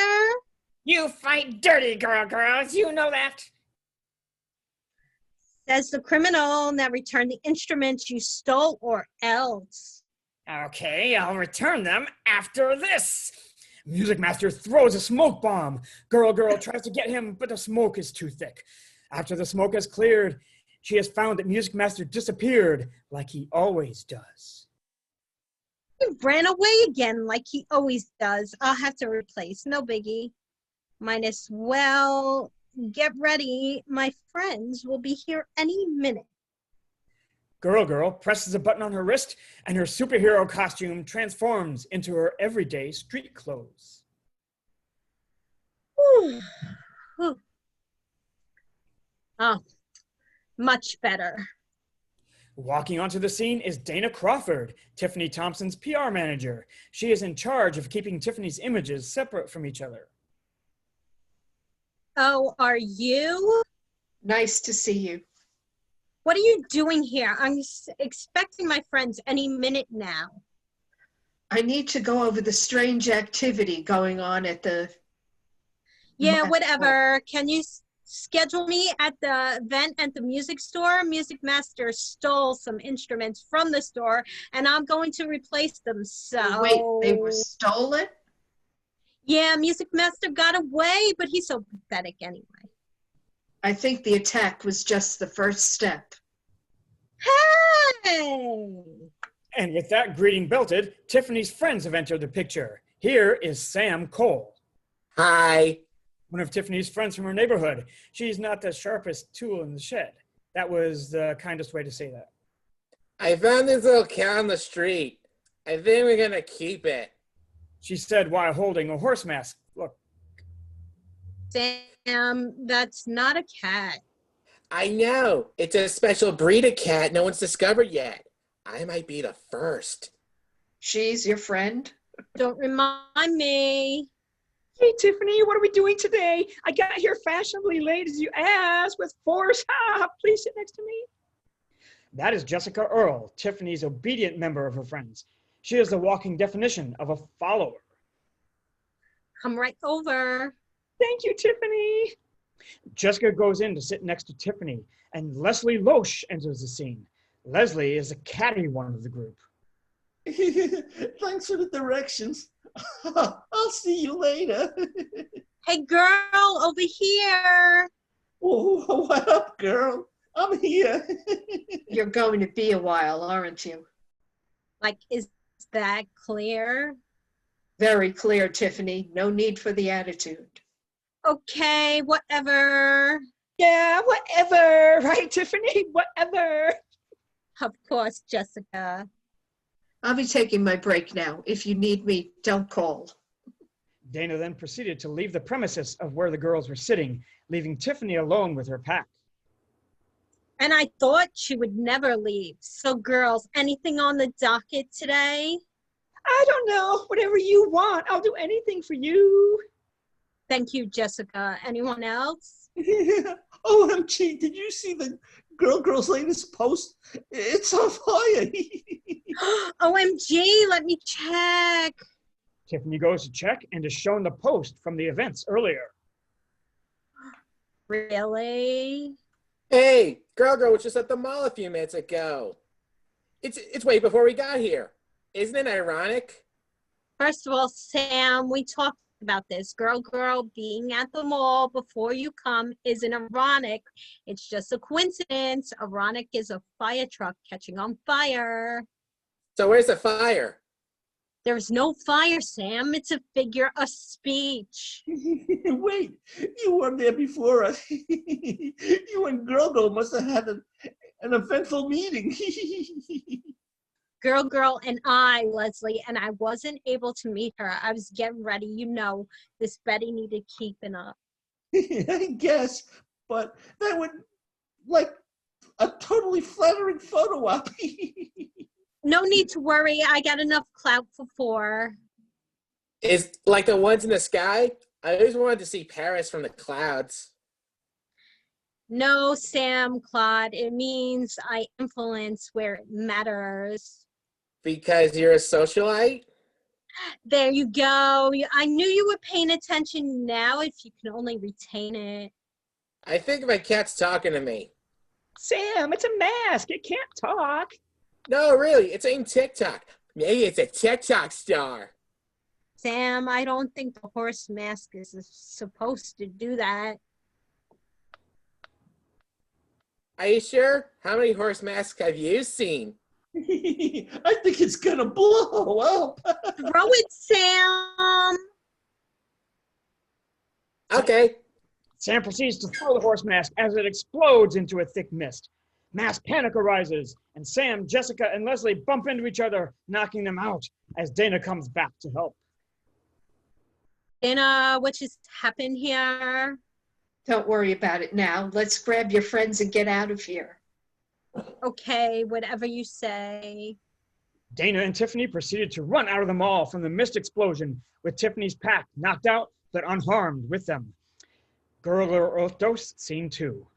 Setting: Tiffany's superhero bunker, as Dana and Tiffany enter the girly and bright bunker with Tiffany's friends over their shoulders. Tiffany is in awe of what she is seeing. Dana, what is this place? It's your new bunker. I love it. I know you love it, you basic little... Oh, what was that, Dana? I knew you'd love it. I know you all too well. Tremendous. But what about my friends? They were in a blast of that mist explosion. Oh, I forgot. I just put them in the healing chamber. We have a healing chamber? Oh. Yes, I'll show you. Dana proceeds to take Tiffany to the healing chamber, which looks like a spa where they put Tiffany's pack to recover. Will they be all right? They're all right. Their vitals are normal. They should be awake at any moment. As she asked her questions, in comes Dr. Knit, the scientist of the bunker Dana hired. He is one half of the creators behind the healing spa chamber. Dana, who is this creep inside the bunker? Oh, this is Dr. Knit. I hired him to be our scientist. And I invented this chamber to help heal your wounds from the battle. Thoughtful, I guess. Dr. Knit also invented the bracelet that transforms you into Girl. Oh, really? That was you? Actually, that was me. That voice belongs to Alistair, the inventor of the bunker and the creation of Dr. Knit. You'll find out how shortly. I am Alistair Wick. Your Miss Crawford hired me to help you with inventing gear for your arsenal. Yeah, whatever. But you're cute. Are you single? I wouldn't know. Then again, I was created by Dr. Knit only 5 years ago. Oh, is that so? Wait, did you say you're 5 years old? Yes, I did. But you're... Alistair is my creation. You see, you'll be surprised at what chemicals and lost morals can bring you in life. Everyone, And here I thought you had no culture. the headaches I go through. So you're just some scientific freak of science? You could say that, but my war. Wait, did you say coming war? Yes, the villains are starting to get dangerous. And while I know you can handle yourself, it's just... You need help. You're lucky you're cute, Alistair, for a freak of science. Tiffany activates her bracelet that transforms her into Girl as her friends wake up and witness Tiffany's transforming into the superheroine. OMG! Tiffany is shocked when she learned of what they witnessed. Do you think they saw? Tiffany transformed to Girl right before our eyes. I think they did. That explains everything. I'm sorry, Jessica. What are you talking about? They're always saying you're some kind of mean girl with your frequent lateness and disappearing all the time. Who's been saying that? Mostly the haters. Figures. And don't worry, girl. I mean, Tiffany. I mean, girl. I mean. Look, Jessica, when I'm in this girl uniform, it's girl. Copy that, girl. I guess since we're at the time of confessions, I think it's time I come clean myself. What you mean, Dana? You see, Tiffany, I'm not human. I am Hollow, the holographic AI. I provide my services to superheroes and superheroines alike. So you're a computer? Oh, that explains a lot. Hey, don't get snotty with me. I helped keep your influence on top. The computer lady confuses me. All right. The next to go, Sam, Jessica, not you, Leslie. The mist explosion gave you two some superpowers. What are you talking about? I don't feel any different. See? As Jessica says that, flowers and vines fly out of her arms, crashing all over the place. While that is happening, Sam dodges the flying grass with swift acrobatics like it was nothing. That was fun. Could you do it again? My point exactly. As Jessica summons a rose out of her hand, sorry. Not to worry, friends of Girl. Your unique gifts are just what we need in this time of war. But I have no powers. Not to worry. Powerless one, you will still need this in trying times. Alistair fetches them their new accessories. On it, Dr. Knit. Alistair steps away to fetch the accessories. I love to dress up. I wear anything Tiffany tells me to wear. Alistair returns with 3 bracelets, which he gives one to each girl, and they put them on. Now, these bracelets will transform you into your superpowered persona. The girls activate their bracelets, transforming them into superpowered beings. Samantha Cole, you'll have enhanced acrobatics and advanced forethought. Oh, I'm Cat Burglar. Sam, no cat burglar is what you call stealth. Bracelet activated. Welcome, Cat Burglar. It's no use now. She said the name, so the computer recognized it. Jessica Earle, the Mist has granted you the power of grass life. Cool, I feel like a velvet rose. Bracelet activated. Welcome, Velvet Rose. Wait, no, Tiffany didn't approve the name. I need her to say whether she likes it or not. I like it, Jessica. It suits you. Thank you, girl. Now, Leslie Loesch, since you don't have any powers, but I have the next best thing. What you have on is a suit that holds several amounts of pulsating energy. Wait, pulse what? Bracelet activated. Welcome, Pulse. Okay, I'm like a pulse, I guess. All right, we got this superhero team united, but who's doing this? It's Music Master. He used the panic to begin his takeover of the mall. Oh no, he doesn't. We got to get to the mall. You can get there through a piece of teleporting through your phones, but nothing. Let's go, girls. As Hollow says that, the girls use the new feature on their phones to teleport out of the bunker. Scene 3. Setting, Fair City Mall. Girl and her new team materialize in front of the Fair City Mall. Girl is surprised at what she is looking at. The mall looked different from the last time she was there a few minutes ago. I know this place. I know this place. There's about 110 ways to enter. Cat burglar. Where did that number come from? I don't know. It's just like I saw the ways in or something. one of Cat Burglar's powers grants her the ability to see paths the way a cat would. Oh, wow. That's cool, Cat Burglar. I can be helpful too, Tiffany. I told you it's girl, Velvet Rose.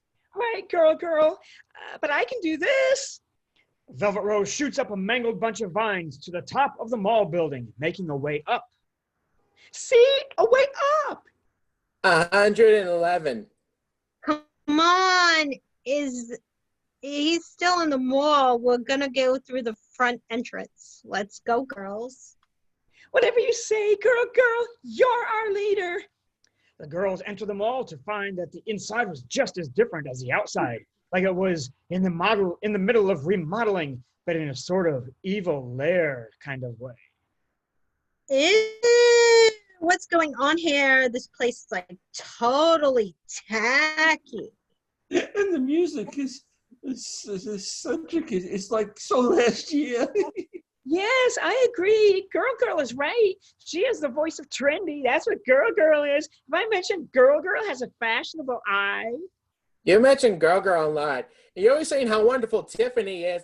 Okay, cat burglar, stop. Since you're not going to stand down, I should inform you that the mall is transforming into the lair of Music Master. Music Master, that lame excuse for an artist, like it's too easy. Let's go, girls. Coming. I'm coming too. I'll clear the way for you. Everyone but Pulse proceeds to move forward, but the three others stop and turn to look at Pulse. Come on, we have a villain to fight. Yes, but I don't know what I'm doing. And in that case, none of us know what we're doing. We just got these powers and this suit. Oh, don't worry about it. You're with me. I've done this before, so I can like totally carry you in a fight. Yes, I'm with Tiffany. She already tells me what to wear. I don't even listen to my parents anymore. I like this outfit. Come to Pulse. Think of this as an on-job training. I never had a job. People mostly just give me what I want, especially in school. I don't even ask for it. Come on, we can't waste this. So get moving. Okay, if you're sure about this, I'll come. Pulse now walking with the group, the girls proceed more into the depths of the mall. They found the food court has now been transformed into a stage with a throne in the middle. Well, look who shows up unannounced and uninvited. Please, I get invited everywhere. And that is the problem with you influencers. You think you own the world, that you have complete control because some strangers on the internet follow or subscribers or whatever they do elsewhere, all to inflate your ego, and you boss them around. I have haters too. Haters, like they matter. Positive feedback can be just as damaging. Now let me, the great Music Master, present my manifesto.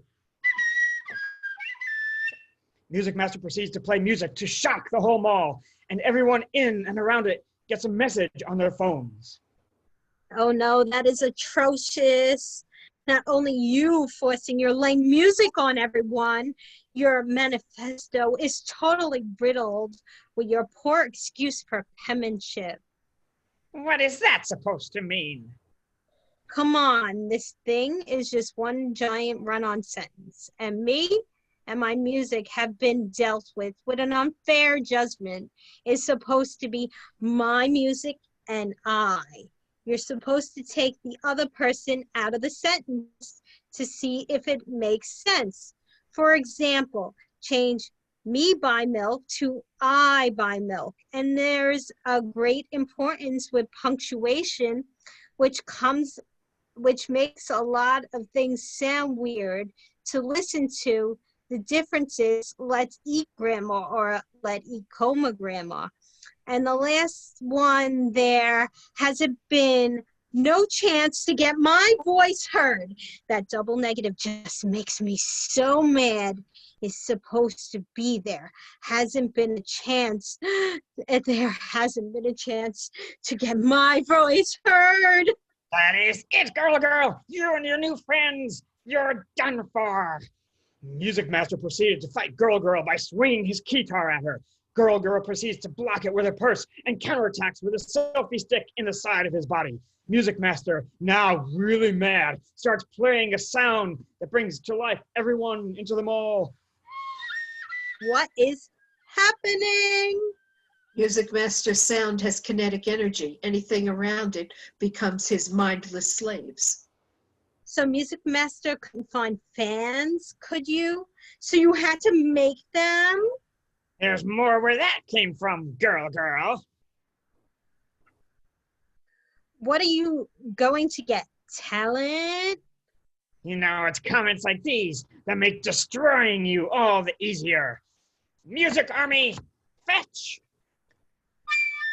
The Music Army charges and attack. Girl, when Velvet Rose blasts most of them with leaves. If you want girl, you're gonna have to go through me. Let's go! Okay. I'm on it. The battle has begun. Girl beats down the Music Army with ease, beating them with her purse, selfie stick, and hair spear, all without batting an eye. However, Velvet Rose is blasting leaves left and right. Taking out the Music Army, though, she makes a few blunders. When trying to fire away some tough vines, she keeps summoning followers. Cat Burglar punches, then kicks, and follows up with a scratch. One Music Army member is about to shock Cat Burglar. Still, she avoids it by jumping in the air, landing on the other Music Army members. Then, after those few jumps, falls flat on her face. Pulse is firing her pulse suit with different kinds of elements that keep coming out, which she is not in control of. I have no idea what I'm doing. It's like a lot of steps to memorize when you're using the suit. Just keep fighting. It's working so far. Full of yourself as usual, girl. I'm not surprised. You're just a dirty Music Master. I thought you were better than that. Burn. We got you. Okay, enough playtime. I'm about to show you how serious I truly am. Music Master plays a note that grants him superpowered endurance. You're just going to play music at me? You're just one-trick pony. No, because ponies are more interesting than you. You're not a cat. I'm a cat. Good job there, Velvet Rose. Cat Burglar, you can use some work. And Pulse, you're slacking. Music Master prepares for a power swing at Girl, which she blocks, again, but barely, prompting everyone to try and attack him at once. Cat Burglar jumps up to try and scratch. Velvet Rose tries to fire off powerful blasts of grass. Pulse attempts to fire off a burst of energy at him. Still, Music Master isn't affected by any of their attempts at knocking him out. He just knocks them down like it was nothing. And as they lay down in defeat, Music Master is looking down at them, gloating. Guess what, girl and friends? Your influencing days are over! Music Master is about to end Girl and her group of superhero friends. Will they make it? Girl, Earth Dose Redemption, Scene 1. Setting, Fair City Mall. Music Master had just knocked out Girl and her friends like it was nothing. And as they lay down in defeat, Music Master is looking down at them, gloating. Guess what, Girl and friends? Your influencing days are over! Music Master is about to end Girl and her group of superhero friends when they are suddenly teleported out of the mall, making Music Master hit the ground. What just happened? Where did they go? You know what? It doesn't matter how. This mall is mine. Next is the city, then the world. We join Girl and her friends back at Tiffany's superhero bunker, where the team appear in front of Hollow. Wait, what just happened? I saved you a lot. You rescued us. Yes, I did. I warned you about blazing in. You said no such thing. You disappeared before I could tell you. So that means I lost? No, we lost. OMG, so not cool. As she goes to wallow in her self-pity, she and her friends activate their bracelets to change them back into their regular clothes. No, Tiffany, that's not how I meant it. You're awesome. You weren't ready, any of you. Now our emergency teleporter is broken. What? How? I only used it once. The button is always sensitive. You can use the regular variant, but not ideal for emergencies. Can you fix it, Alistair? I can, but it's going to be a while. There is something you need to know. Hollow Music Master's control over the mall is taking a strange effect on the city. Oh no, he doesn't. You tell him, Tiffany. You can't underestimate under the nose manipulation. Girls, if you're going to beat Music Master, you need to get your act together and learn how to use your abilities. Please, I know what I can do. Then teach them. Okay, girls, get over this. Not to undermine your point, Hollow, but we don't have time for it. We need a plan, and we need to enact it.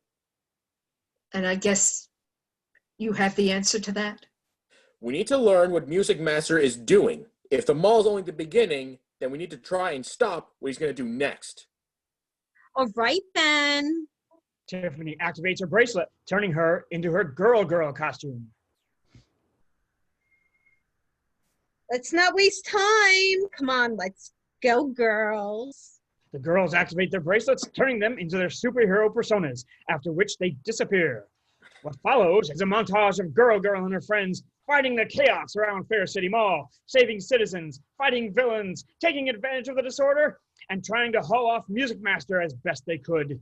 Music Master's control of the mall was starting to have a butterfly effect on the mall, and soon everything within a 10-mile radius, and they couldn't keep up. Time cut to 5 weeks later. Girl and her superhero friends teleport back to Tiffany's superhero bunker, tired. They switch off their bracelets to transform them to their civilian look and made their way to the healing chamber. This is like getting worse. I have a headache. Is there anything I can do to make you feel better, Tiffany? You're doing enough. I can do more. Something has to give. Why else would Dr. Nip be working on some morally questionable science? Tell me about it. We've been working our butts off, but they will not let up. I mean, it is no surprise since Fritz Newton is a failure to his family. Yes, he totally is. Don't you agree? If not, I agree with you, Tiffany. Definitely, Jessica. What are you talking about? I got it. The way we defeat Music Master is by destructing his music. But we will need to take it from Fair Hills Laboratory. Isn't that stealing? No, the lab hasn't been active for years. Nobody has gone in there since. Whatever, let's just go. Anything to take back the mall from Music Master. Let's go, girls. Tiffany and friends transform, then teleport out of the bunker to their destination. Girl, Earth Dose Redemption, Scene 2. Setting, Fair Hills Laboratory. Girl and her friends teleport to the laboratory. Well, outside of it, that is. And Girl was wondering why. Hello, why would the outside of the factory? The teleportation can only teleport you outside of any buildings. You'll have to get inside on your own. Well, that's dumb. At least you can teleport us like before. Yeah, about that. What do you mean by that, Alistair? Is it about Girl's secret obsession with Kelpak chocolate? What did you say, Pauls? Is it about how you're the glue holding the team together? Actually, in regards to teleporting you back from an indoor building, it won't work again. What do you mean it won't work again? To answer the question presented by the resident inventor, the emergency button short-circuited the console. The controller has been fixed, but I can't pull you out if you get in trouble. I don't get it, but we don't need it. We have 100 ways in and 400 ways out. That's the attitude. Okay, you're going in to get a supersonic transmitter. It's vital for disputing Music Master sound. I understand. We'll get that. Whatever. It's no time. I'll help in any way that I can. All right, let's go in. Hang on, the lab is empty, but there are still living lab experiments roaming around. You'll have to sneak in. Great. Lab freaks. Cat burglar. Is there a way in? Well, there's a window leading to a pipe path that no one else can get into. Great. Oh, let's go there. Yes, girl. Girl and her team go to where the window is. How do we get there? I know, girl, if you want me to. If you want to get us up there, then do it. Velvet Rose shoots up a bunch of vines to the window. After that, they all climbed the vines to the window and made their way inside. Okay, we made it inside. Where do we go? The transformer is located on the far right and in a room off to the center. Yeah. Okay, how do we get there without alerting the lab experiments? I see a few ways. Then we'll split up and try to make it there. You sure this is a good idea? Hey, now I got this. The team splits up and makes their way to each direction when Girl encounters the lab experiments. Who knew these freaks can climb walls? Girl proceeds to fight off the freaks as she makes her way to the central room. Meanwhile, Cat Burglar was jumping from grade to grade on an anomaly to monster till she finally makes it. I found it. Way to go, Cat Burglar. Was on our way. As Cat Burglar waited, she is attacked by a flash of white. Cat Burglar regains her composure when she finds the figure who attacks. It was none other than Arctic Fox, Master of Combat. Why, I didn't expect another person in a place like this. We got company. We're on our way. Who are you? Why, you can call me Arctic Fox. Arctic Fox? Then why aren't you icy? And why do you look like a human? I know my name is a little confusing, but I'm not a real fox. Who do you think you are? I am the superhero Cat Burglar. Cat Burglar? Ha! That name makes you sound like a villain. Talk about a confusing name from a dumb cat girl. Cat Burglar growls and begins to attack. Arctic Fox and Cat Burglar start to fight, with the both of them scratching each other. But they come to an impasse. Cat Burglar attempts to jump on Arctic Fox, but he performs a wheel kick, countering Cat Burglar's move. They keep at the fighting until Arctic Fox is blasted by leaves and plasma energy, which was followed by the entrance of Girl, Velvet Rose, and Pulse as they join the fight. Girl fighting using her selfie stick and her purse. Then Cat Burglar successfully jumps on Arctic Fox, rendering him down as the girls crowd around him. Not bad, girls. I have no intention of stopping you, but you better step up your game if you're going to take on Music Master. Arctic Fox throws a smoke bomb and disappears. Who is that? And what does he know about Music Master? Never mind that now. Just grab the transmitter and get out of there. Okay, we're on our way. Pulse, blast a path for us. Pulse blasts the walls open for clearing a path to the outside. The team proceeds to head outside of the place. Once they make it out, they are then teleported back to the bunker. Scene 3. Setting: Tiffany's superhero bunker. Girl and her friends teleport into the bunker with the supersonic transmitter. Hello, we're back. Yes, welcome back, you spoiled little What was that? nothing. Welcome back. Arctic Fox is mysterious. I like him. He excites me. Oh yeah, I wondered before, what does Dr. Fox know about Music Master, and why does he fight us, and why does he help us? I have some inquiries.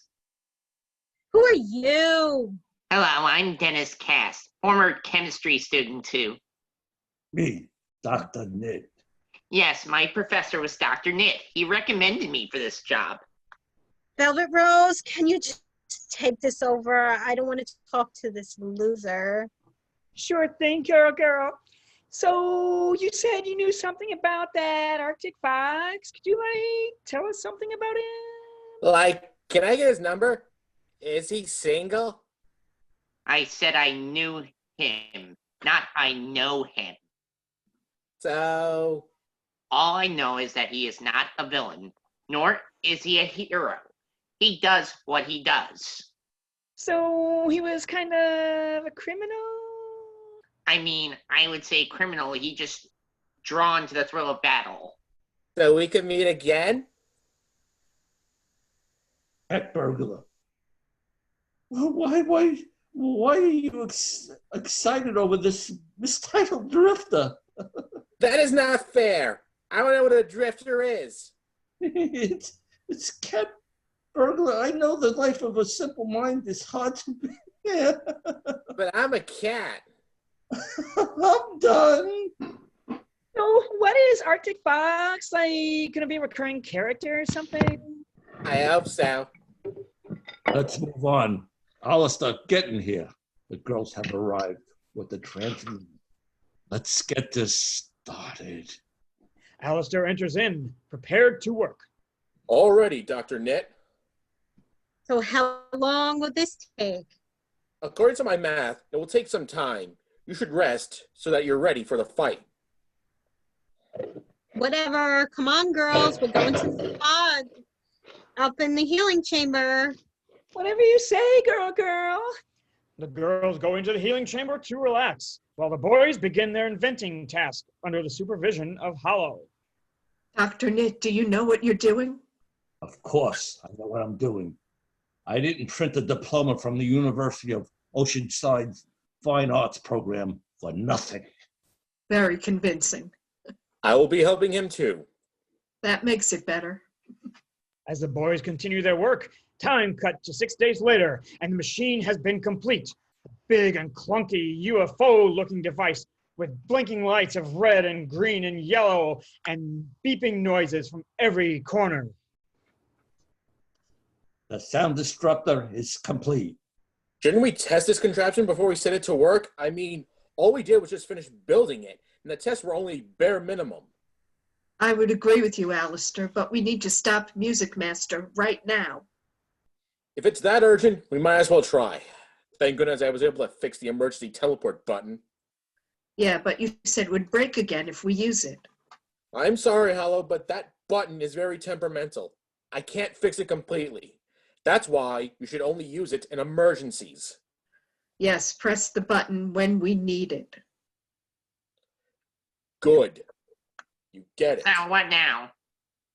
Once Girl and her team teleports to the mall, we will teleport with them to bring the disruptor in the mall, leaving them with the leverage they need to defeat Music Master. Just then, Girl and her team enter, ready for the fight, except Pulse, who fell behind. Right, everyone, let's go, girls. We got to defeat a villain. And a mall to take back. Where's Pulse? Just then, Pulse enters in. What's going on? Get in, loser. We're going to fight Music Master. We're not going in anything, but I'm coming. Okay, first you go into the mall. We will follow suit with the disruptor. We will then use the disruptor to counter Music Master's sound, allowing you to defeat him and restore the mall. Understand? I'm confused. We're going now. Girl and the team teleport out of the lab and materialize in front of the mall. But this time, it has become a full-on supervillain lair. Not only that, there appears to be a problem. We're in front of the mall. Bring the devices when ready. Girl, we hit a snag. Why? What happened? We can't enter the device from outside. Every way has been sealed off. Couldn't we just pretend we work for Music Master and enter in that way? Like, no way, I'm not pretending that Music Master has any kind of authoritative power over me. It wouldn't work anyway. The disruptor is too big and suspicious. The plan would fall apart then and there. So, like, what do we do? Hey, girls, I see one way in. Where? Over there. Cat Burglar points to a growth of vines leading to a window that Velvet Rose left earlier. Oh yeah, good job, Velvet Rose. Thank you for the praise, girl. Your recognition means everything to me. As that was going on, the girls climbed up the vines and made their way into the window. After a while, they make it inside. Okay, we're in. But how do we get the disruptor inside?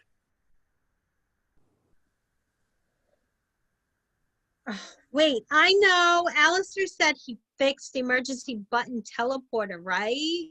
He did. Wait, where are you going with this?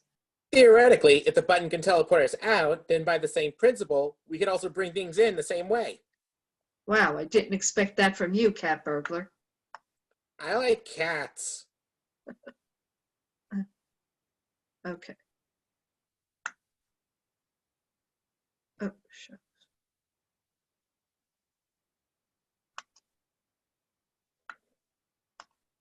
Oh, there we go. But is that possible?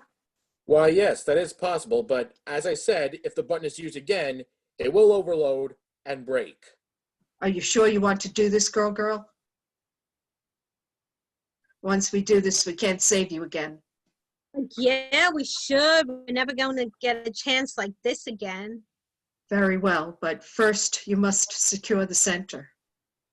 On it. Post secure the center. Velvet Rose with me on distraction. Cat Burglar, sneak around and make sure there are no straggler notices. Everyone nods their heads in agreement. Okay, then let's go, girls. The girls set their plan into action. Girl and Velvet Rose begin their assault on the mall, drawing the music army's attention, taking them out like it was nothing. Pulse is in the center. Cat Burglar sneaking around, taking out anyone before they notice her, jump up onto high crates and high rises to making her way down to the ground. Hollow and the lab team set up the preparations, gets a device ready to be teleported. Girl, the disruptor is ready. Have you secured the center? This is Pulse. I've secured the center. Ready whenever you are. But remember, once we do this, we can't save you. Enough of ready. Just do it. Okay, here we go. Hollow pushes the teleportation button, and the disruptor is teleported. In a flashy manner, it begins slowly but surely to dematerialize out of the room. After that, it disappears from the bunker completely. The flashes subside at the center of the mall, where Pulse was waiting. The big and flashy light show starts up again, and slowly but surely it materializes inside the center. The flashing subsides as it is fully materialized inside the mall. The disruptor is here. I repeat, the disruptor is here. Okay, then let's activate it. Take out Music Master. You can't do that yet. The disruptor needs energy. How do we charge it? Pulse, your suit does more than just provide you with your powers. It can charge up the machine as well. So I just have to power it up and it will be ready? Correct. I'll do it, but I think everyone noticed. Just do it, Pulse. We got you. Velvet Rose, protect Pulse while she charges the machine. Yes, girl, whatever you say. Velvet Rose makes it to the center of the mall just as the army is trickling in. Hi, Pulse, I'm here. Okay, I'll take all that energy you used into sucking up the girl protected device. Wait, put my energy into what? Sorry, I can't hear you powering up the device. So while Pulse is powering up the device, the music army starts to attack in droves. They attack, Pulse, they attack, and Velvet Rose shoots grass at them, and Girl hits them with her purse and her selfie stick. Meanwhile, Music Master begins to notice a disruption in the mall. What is going on in here? I haven't heard this much racket since Coachella. I guess I better check it out for myself. Music Master begins to make his way around the mall while Girl is finishing off the remaining areas of the stronghold. The two meet up once again. Girl, I should have known. Didn't take the beating the first time around. Hello, Music Master. It's been a while. I know. Why don't we catch up now? I'm just dying to know how life has been. Music Master and Girl begin their battle as they are fighting there, making their way through the mall's corners, past the Jamba Juice, into the game shop. As the fight continues, Cat Burglar jumps in to help. I'm Cat Burglar. Yes, I know what you are. Give it up, Music Master. We are the same people we were 6 weeks ago. I'm not going to give up that easily. I guess it's time for this. The Music Master plays a note and begins to gain his super endurance. Then they begin to fight once again. Hit him with their selfie stick, hitting him with his pulse, and Music Master jumping. And soon Music Master knocks Girl and Cat Burglar down again. All this time and you still can't take me down. Now it's about time I end this. He is about to strike them when Arctic Fox enters in, protecting them. Who are you? No one you need to know about. Girls, you know what to do. Right, come on, Cat Burglar. Will I see you again? You might. Cat Burglar and Girl make their way to the outermost part of the center while Arctic Fox and Music Master battle. After a while, Music Master knocks Arctic Fox down. You failed, Fox Boy, so stay out of my way. He is walking about as he says this. Actually, he takes off his mask, revealing him to be Dennis Cast. You fell right for their trap. At the center, Pulse is still charging the Disruptor as Velvet Rose is protecting her, but Velvet Rose was starting to get tired. As this is happening, Music Master catches up and picks up, fighting Girl and Cat Burglar, beating them down like nothing, but the girls still kept their stand. Come on, Velvet Rose. Oh, almost there. Closer and closer, the Disruptor reaches its charging point just before Music Master knocks the girls down again. The Disruptor is entirely charged. Ready? Machine on. The Disruptor sends out a supersonic wave just as Music Master is about to finish them off. The sonic wave begins to affect Music Master. Soon, all the girls are together, ready to fight. It's about time we settle this once and for all, Music Master. Okay, let's go, girls. The battle begins with Girl and her team up a slightly weaker Music Master. Pulse hits him with a pulse energy blast. Cat Burglar jumping left to right and knocking him down. And Girl continues to fight with her selfie stick and her hair spear. After that long fight, Music Master is knocked out for good. The girls perform an all-out power attack, defeating Music Master for good. Oh, guess what, Music Master? You have been defeated. Like what? You have to say?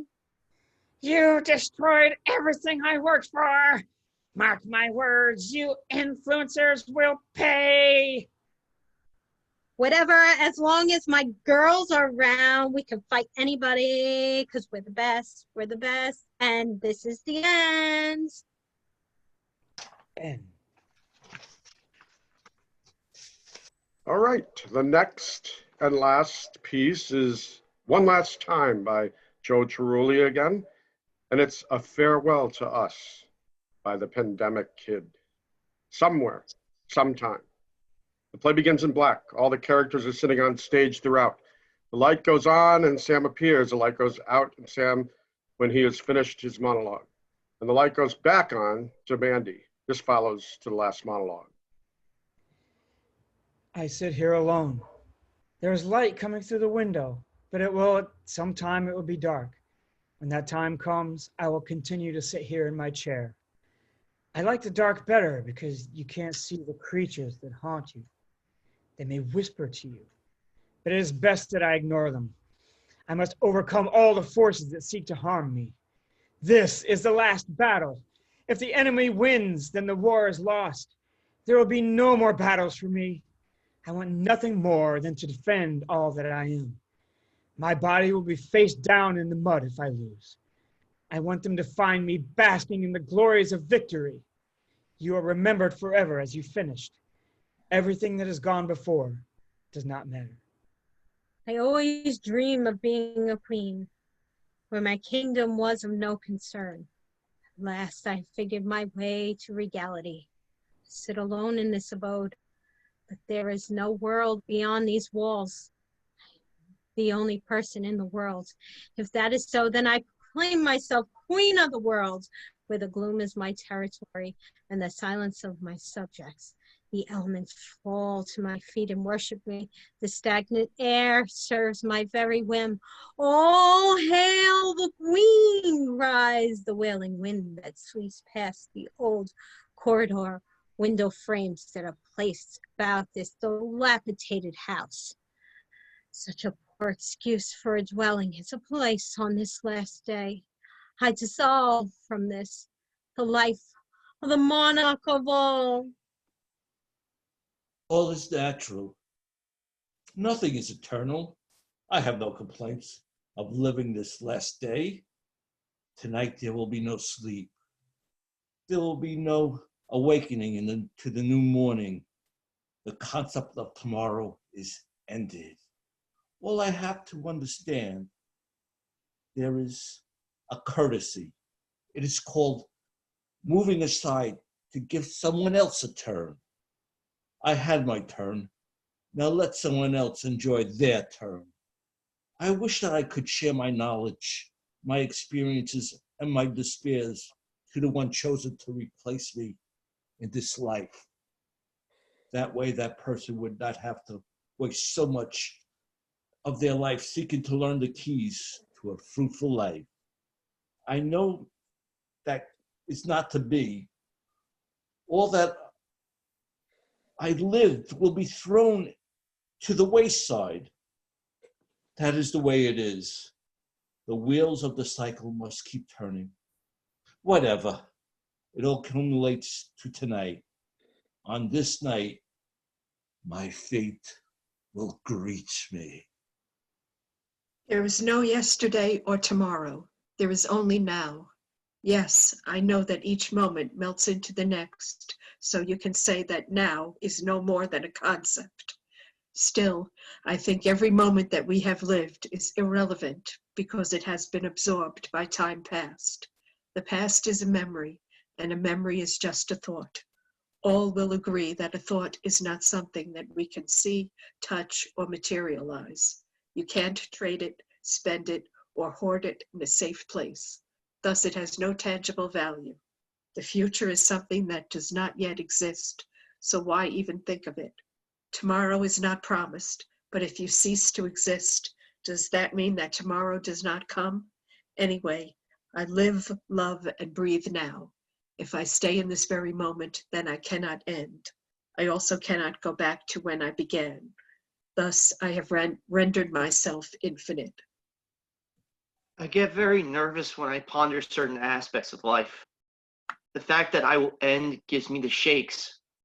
Although, when I dig deeply into my mind, it is obvious that I had many ends. I was born an infant, but that persona died, and the toddler persona was born. So, I evolved into another being within the first year of life. Then I went from a toddler to a child, and so on. Does the evolution of a being stop when the physical existence comes to an end? If there's something greater in store, or do we begin again in the womb and evolve through the whole cycle over and over? I must learn that you cannot dwell on the unknown. The only way of truly knowing is through experience. I will just accept my fate as it comes. There is no other choice. Stop. Take the time to think of me when I am gone. I know that your life will continue, and it is good to carry on. Still, would you please even if just once a week, take a moment and remember how much that I was part of your life. I worked hard giving part of me to you. Won't you show that world that part of me in you? Then, in a way, I will continue to exist, be appreciated, and even fetch a smile. When you feel truly alone, won't you put your hand out to me so that I can clasp it? I want you to know that if it were up to me, we would never part. I would spend an eternity with you. Nothing lasts forever. Neither shall our union be eternal. I hope that our love floats through the atmosphere and can be shared by others. I will leave your person, but I hope never in your thoughts. Everything is out of control. Do you see how crazy the world has gotten? How do we get the world back to even a glimmer of normalcy? There are some that would state that the world is in a path to change for the better. I guess that is a matter of opinion. The real challenge here is to let things work themselves out. It is impossible to force change in a society not ready for it. I don't want to stop progress, but let's move slowly. I don't mind being adequate, but I don't want to be obsolete. Perhaps I overstayed my welcome here. Maybe it's time to retire to another world where I'm understood. I'm prepared to do that is if necessary. Right now, I need to be calm. How can I offer the world peace when I can't find peace in my heart? The night breeze embraces me. The time has come for me to rest my slumber. Take me to where I belong. Humans should be able to reboot just like a computer. When life goes to overload, we should be able to just start fresh. Okay, life is unbearable, so just press that magic button and regenerate back to start. I know that we should be able to control our life so things don't get out of control. That is so much easier said than done. It takes time for our lives to take a dive. It starts very slowly and we feel that we can stop it. Then it speeds up and we promise that it will stop before there is a problem. Before you know it, there is a full force problem with seemingly no recourse. I am there now. How do you battle a nightmare? You can't destroy a situation, but there are ways of running from a situation. You can run to a place where your dilemma can't follow you, a place so far away that you don't even have to hide because nobody can see you. I want to purchase a pass to that place, but the price is rather dear. Goodbye. So long. Be seeing you. Later. Bye. Happy trails. Take it easy. Farewell.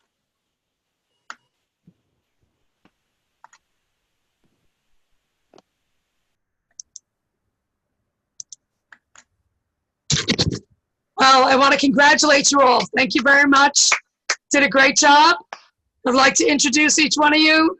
Joe Trulli, Michelle Materi, Phil McCarthy, Eric Rosen, Will Peters, Teresa Lynn Person. Congratulations, guys. You did a great job. I'd like to thank our wonderful audience for joining us tonight. Wish you a happy Hanukkah, a very Merry Christmas, and a healthy and happy New Year.